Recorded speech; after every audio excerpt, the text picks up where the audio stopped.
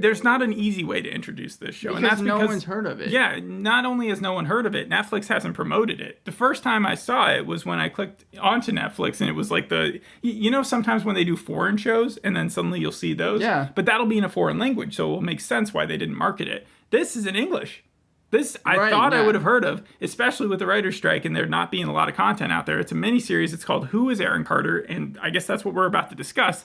I watched the first 50-minute pilot, and you did some research on it, so maybe we can figure some stuff out. I see the poster. It's this lady. She's in front of a table. She's loading her gun. And I'm left with the question, who is Erin Carter? Tune into the first episode. We're in Folkestone, England, and Erin Carter is a mom, and she's in a shipyard with her kid, and they're escaping from England. This sounds already a lot like the cleaning lady. It is a little bit like the cleaning lady, but really it's like Citadel, where after the first scene, we see a time jump. In Citadel, I believe it was 8 years. In this, it's 5 years, where Erin Carter has completely redefined her life. And not only has she redefined it, she's made it a hell of a lot better. Wait. So in the first scene, you were saying that with Erin Carter, she is so poor. She's just with one suitcase and her daughter, holding her daughter up, going to like this random boat, and they like escape. Wait, so this is supposed to show you that she's going to a new place even though you're starting off in England? Yes. So she's obviously has a past in England. She's obviously part of like some sort of criminal network that she doesn't want it getting out that she's leaving. And so she ends up in Barcelona 5 years later. But like Citadel, where he was able in 8 years to get married, have a kid, have a new house, she's able to also get married, live in a fancy house. She's married to this nurse named Geordie. She's got her life put together, and she's a substitute teacher. Her daughter goes to this fancy school. And so, like, it just seems like everything has gone well for her. I don't understand how people are able to completely change their lives that quickly. Like, it always happens in TV shows 5 years? where they do a jump. Like, is there a book for dummies for how to, like, reset your life? Because it seems like she's able to do it really quickly. Well, how has she done so? Just by getting a job? We don't see backflashes. Instead, we just see that she's hanging out at the school. Harper's a little older. She's trying out for a school play. And that's when Harper gets into a fight with this other kid. She ends up causing him a bloody nose. And then she gets expelled from the play. Also, there is one character that I recognized in this entire show. Okay, so there was only one person, because there's been people from things that you've definitely seen. Even Harper, like you were saying, although the actress is 13 years old, was in Sherlock and The Missing. But who was the person you recognized? I recognized the Skins teacher, Olivia. She was Chris's teacher, the one that he had an affair with in the first two seasons. Oh, it's actually not only the person from Skins in this show. You also have Sean Teale as Geordie. He was in the later seasons, season 5 and 6 as Nick. I only care about the first two seasons. He was also in the main roles in Little Voice, Ethan. Oh, okay. All right. Yeah. Yeah, that's where he's meant from. Well, you have other. How about the main actress? The main actress, this is actually her first English language role. But she's been in a lot of different things like The Rain, and then she gained wider recognition in 2021 when she was in the Netflix, I think, show or film, Snabba Cash. She's good. She's better than I think the cleaning lady was. Okay, so that was my first question, because you had Cannes Confidential, and when Cannes Confidential came out, the one thing I said was that, like, the people in that, you could tell that they're not their first language. Yeah, but the main actress there, I remember she had she named her kid something like Anakin or something based off the Star Wars universe. Right. And yes, it wasn't her first, or it was her first English speaking role or something like that. But this, she fits in as a main character, and I'm still left wondering who is Erin Carter, because she's had to reset her life, and she's been able to do so. They end up going to a grocery store afterwards, and she's like, hey, you shouldn't have hit this kid. And even though he was making fun of your eye problem, apparently Harper has this degenerative disease where she's going to go blind at a certain time because of the sun. So, like, her eyes are very vulnerable to it, so she has these special glasses. Anyways, they're at the grocery store, and that's when they come out of the bathroom there, and the place is being robbed. And so because they were in the back, the robbers haven't noticed them, but then one of the robbers comes around, and while Harper is hiding, that's when Erin shows off her fighting skills. She takes out like one of those cake like skewers or something and just starts like stabbing at the robber, and then the robber gets into a tussle with her, and then a gunshot goes off, and then he ends up on the floor bleeding out.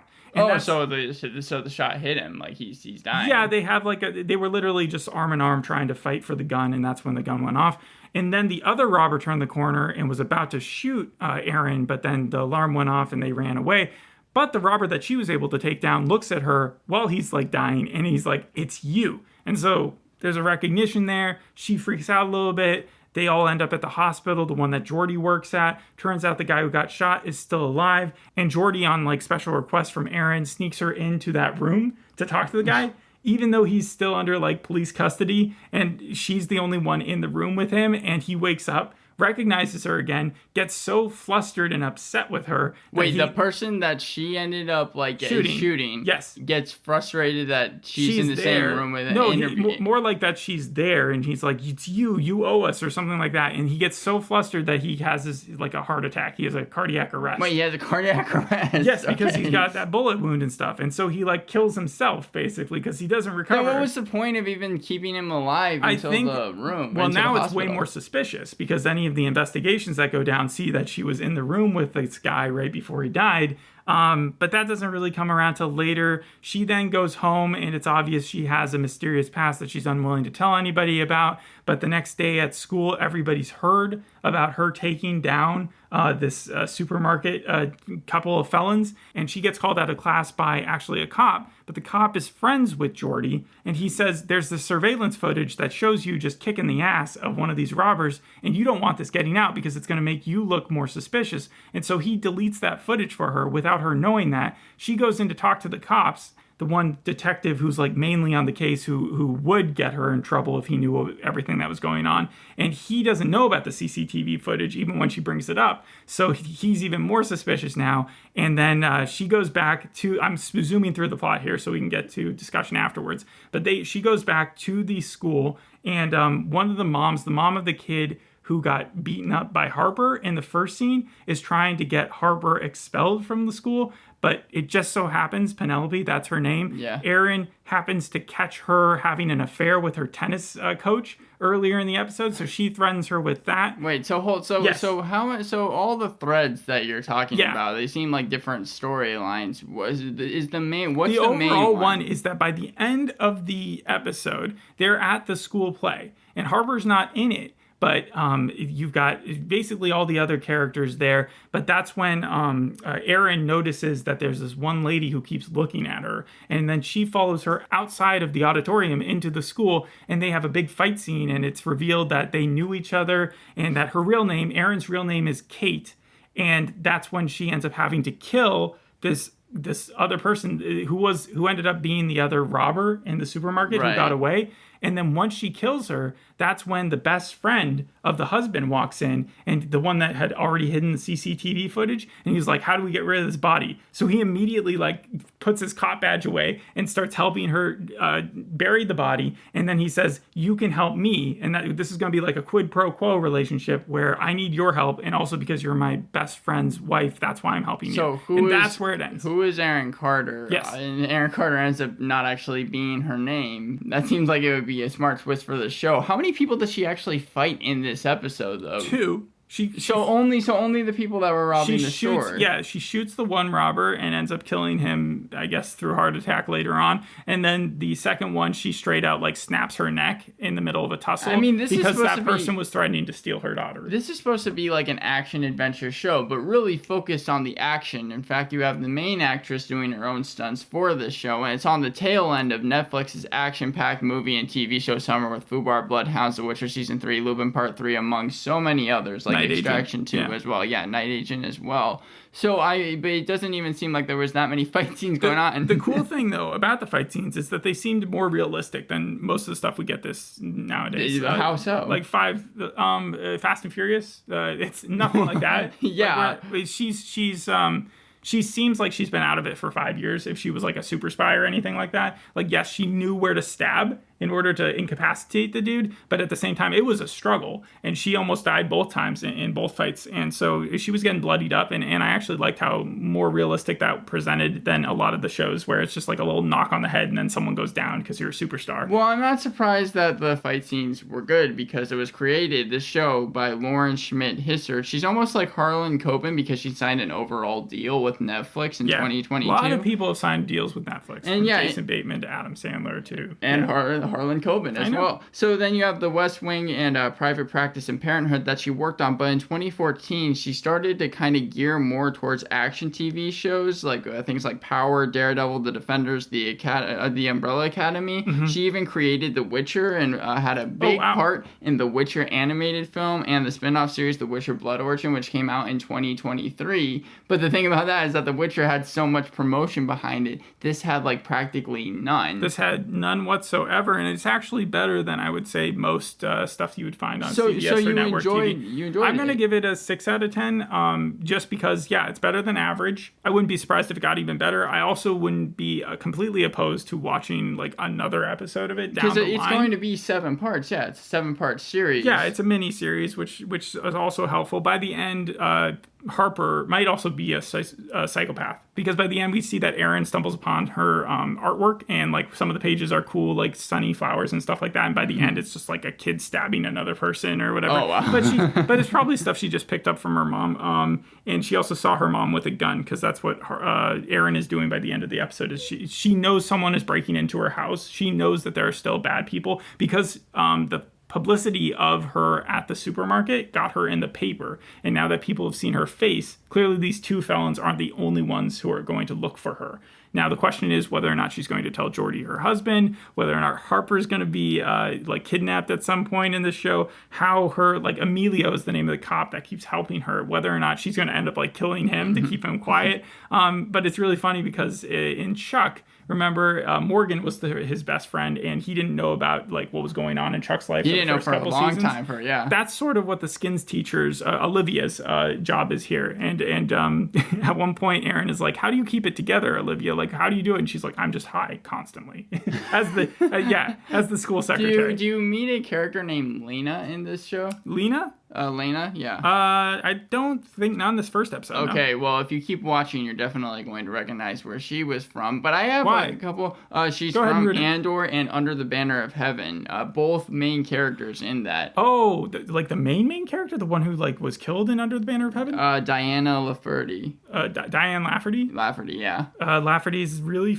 Yeah, that sounds familiar. It might be the main character. I have a lot of similarities to Erin Carter, because I wanted to see which one was most closely related to. I'll give you one more before we start whatever you're going to do. But what's the one with Central Park where they had the weird mansion and the lady went to go work there, but she had the shady past and she lied about her resume, and then... The Watchful Eye? Yes, The Watchful Eye, that one. That's... Because the main character in that was so shady and lied about their resume. Right, I remember. Lied about everything. Saying that. Her resume gets Erin's resume gets called out by the detective who's looking at the investigation for this for the people who had from the supermarket, because apparently she said that she was from Strasbourg and that she worked with the Palmer family in a very similar job as the au pair in The Watchful Eye. And so I just found that as a weird connection. How much is Erin Carter in the show? Because from what the actress said, she said it was in every scene. Yeah, 90%. Of it. Okay, yeah, so Evin Ahmad, she has gotten praised for her role, but she said that what made her want to take up the script was how different it was, because you got the family side of her, when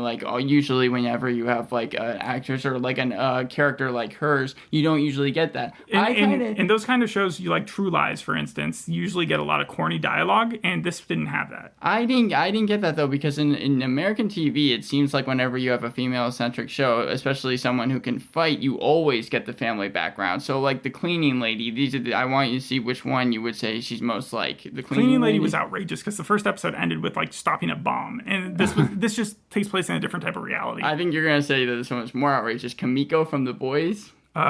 Yeah, I mean, she's a fighter, and we don't know her past. I can actually see a connection there as well. Yeah. Jessica Jones? Jessica Jones, she's not as, salty or, angry as Jessica Jones is. She's just trying to do her life. She didn't want to threaten Penelope with, the fact that she knew stuff about having an affair until she had to save Harper. But we might see that change. The backflashes, I think, are going to show her being a completely different person, being way more hardcore, and Kate just being a straight up villain. But I don't know. Veronica Mars? Not really, no, because she's not solving a mystery. Okay, and then I threw in 11 from Stranger Things just for fun. No, maybe the angry glare that she gives sometimes, but other than that, no. Okay. Millie Bobby Brown and her would not. I don't think sink in the same role. The overall show with like reviews has kind of been all over the place because it has a 5.8 on IMDb, but only around 400 reviews, 62% on Metacritic, and then 60% on Rotten Tomatoes. And then, I wouldn't assume that's been reviewed by too many places because, again, it's just not known yet. Well, actually, I mean, it's had some big publications. Like the Wall Street Journal said that Miss Ahmed is a force capable of carrying a series like this despite its shifts in upscale Spanish tranquility to domestic turmoil to a bunch of violent combat. But then you have The Guardian, which gave the series, or at least the pilot, 1 out of 5 stars. And then Deciders because they're leaving England at the beginning. They're making England seem like a bad place to be.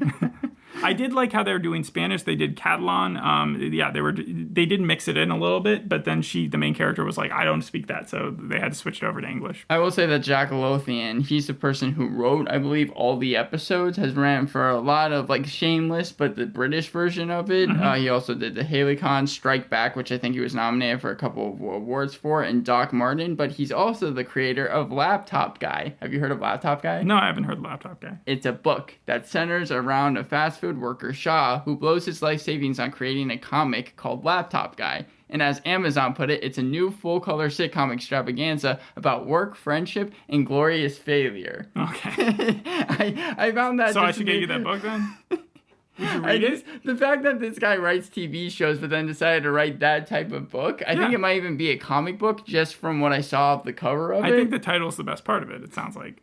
Well, you mentioned Olivia. I wanted to see if you knew where she was from because I said Skins. Yeah, not only Skins, but Doctor Who, Lovesick, Black Mirror, Nosedive. If she was in Lovesick, she must have been just one of like the girlfriends that he was going through when he was like trying to check mark all the boxes. So And she dated Tom Hiddleston from 2008 to 2011. Good for her. Okay. The only character you haven't mentioned yet has been Daniel Lang. Unless he is the detective who was looking at her, I'm not exactly sure. He might have been. How old was the detective? Like he was super old. Yeah, it was probably him because he's from Outlander, Primeval, Dorian Gray, Shetland. Like he knows something is up. Like he saw Emilio and Erin talking from his window, and so he could tell. Like even when she brought up the CCTV footage, she like. I think he's going to keep pressing, but I think her bigger threat is just the fact that someone's going to recognize her from the photo of the, I know that you said that Penelope might be getting kidnapped later on in the season. No, not Penelope, Harper. Harper, okay. Penelope is the neighbor.